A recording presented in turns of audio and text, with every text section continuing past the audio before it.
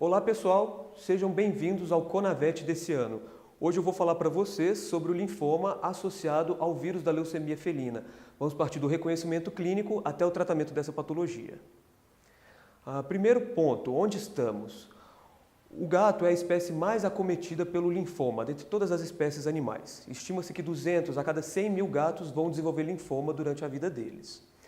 Esse trabalho, realizado por um pesquisador americano, ele demonstra a mudança de perfil do linfoma nos gatos a partir de 1980, quando eles consideraram o fim da chamada Era Felv.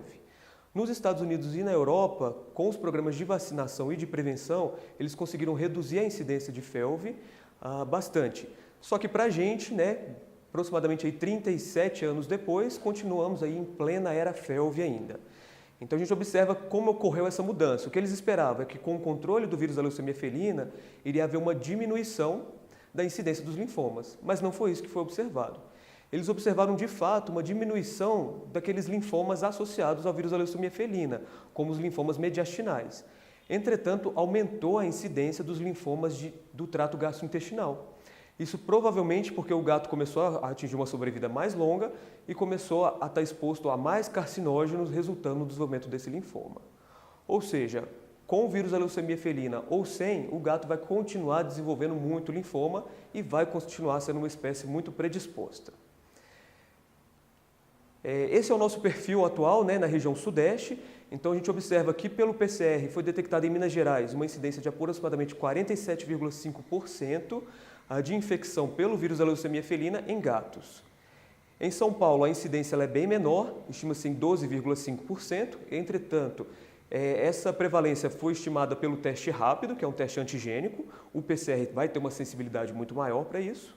No Rio de Janeiro estimam aí 21%, e no Espírito Santo, os meus alunos fizeram uma pesquisa recente, um estudo recente, observaram aí 38,3% de prevalência. Então, em 287 felinos atendidos, observaram-se 110 felinos positivos para o vírus da leucemia felina. Por que está aumentando tanto a incidência do Felv? A gente observa que no Brasil, ao contrário do que aconteceu nos Estados Unidos e na Europa, a incidência do Felv ela continua crescendo. E com isso, cresce também as neoplasias associadas a essa infecção. Isso está associado ao aumento da população de gatos, ao aumento do número de gatos abandonados, então a falta de responsabilidade do proprietário, e o temor pelos sarcomas de aplicação felino.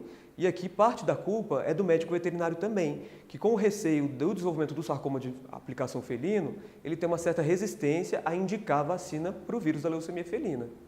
Entretanto, pessoal, a incidência do sarcoma de aplicação não é tão alta e vale muito mais a pena, é muito mais fácil a gente conseguir tratar um sarcoma de aplicação do que tratar um linfoma associado ao Felv. Então essa vacinação ela tem que ser feita e ela tem que ser indicada para os nossos proprietários de gatos.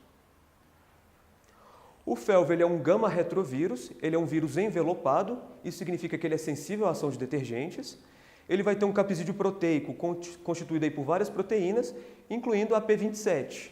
A P27 que vai ser muito conservada nas diferentes cepas virais e que vai ser a proteína utilizada no teste rápido para o diagnóstico antigênico, ou no teste de ELISA.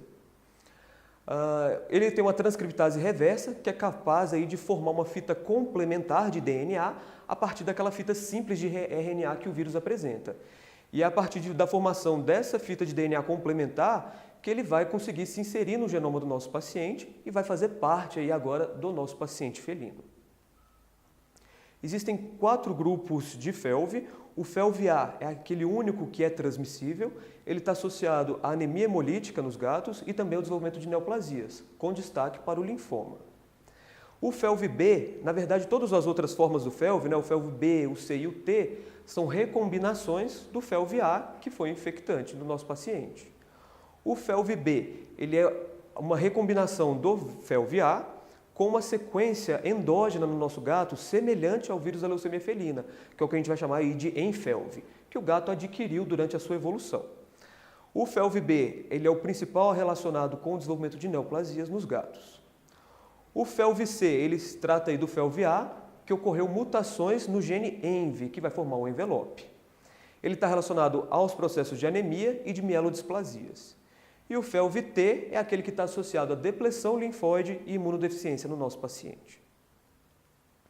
Esse artigo, realizado na Universidade Federal de Minas Gerais, ele mostra qual é o subgrupo que está sendo mais frequente em Minas Gerais. Observaram que a infecção mais frequente é pelo FeLV-B, que é aquele associado ao desenvolvimento das neoplasias, com destaque aí para os linfomas. O que pode acontecer com um gato depois que ele se infecta pelo FeLV? Na verdade, esse gato ele pode sofrer 4 caminhos distintos, né?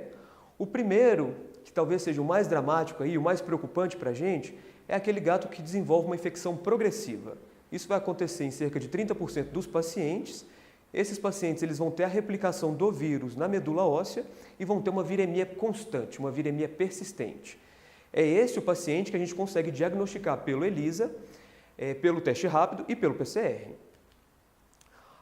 Esse é o paciente que vai estar mais associado aí ao desenvolvimento das patologias associadas ao vírus da leucemia felina, principalmente aí os linfomas e as doenças degenerativas. Uma porcentagem grande dos gatos, aproximadamente 60% deles, podem enfrentar o que a gente chama de infecção regressiva.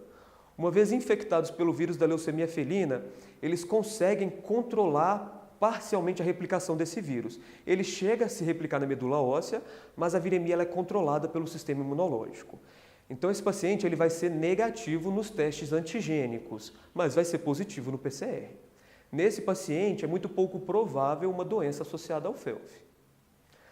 Vamos ter aqueles pacientes que desenvolvem uma infecção focal ou atípica, em que o vírus ele começa a se replicar apenas em um local isolado, por exemplo, a glândula mamária, porque o sistema imune foi capaz de combater esse vírus nos outros órgãos, mas ele conseguiu uma forma de resistência naquele local.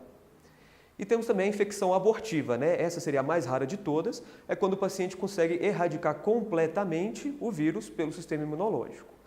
No caso da infecção focal ou atípica, o diagnóstico ele só pode ser firmado pelo exame de imunistoquímica ou de PCR do órgão acometido, em que o vírus vai estar se replicando. Então é bem difícil a gente fechar esse diagnóstico. Na infecção abortiva, o paciente vai ser negativo em todos os exames, já que ele conseguiu eliminar por completo o vírus. A respeito das síndromes associadas ao FeLV, né, nós observamos que aproximadamente 77% dos pacientes vão desenvolver doenças degenerativas, que incluem aí as anemias, mielodisplasias e também aqueles patógenos associados à depressão do sistema imune no paciente que tem FeLV, que não é um paciente que tem um sistema imune aí competente. Então ele acaba desenvolvendo uma série de infecções oportunistas, com destaque aí para as micoplasmoses, o complexo respiratório felino e por aí vai. Apenas 23% dos pacientes vão desenvolver de fato as doenças neoplásicas, com destaque, é claro, para os linfomas. Naqueles pacientes que não desenvolvem neoplasia, a sobrevida média de um paciente com FeLV é de 3 anos. Para o paciente que tem neoplasia, vai depender de vários fatores, e é isso que a gente vai ver hoje no restante da nossa aula.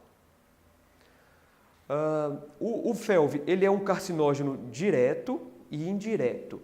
Então ele é um pouco diferente do vírus da imunodeficiência felina. O vírus da imunodeficiência felina ele também favorece a ocorrência de neoplasias, mas apenas de forma indireta, porque ele diminui a resposta do sistema imune e torna aquele paciente imunossuprimido. Então uma célula do câncer que surge naquele paciente, ela consegue ir para frente e desencadear aí uma doença clínica. Enquanto num paciente imunocompetente ela poderia ser destruída pelo próprio sistema imune. O FeLV ele é diferente, porque além de provocar imunossupressão, ele tem um efeito carcinógeno direto. Ele é capaz de se incorporar em certos locais do genoma do nosso paciente, estimulando a transcrição de oncogenes.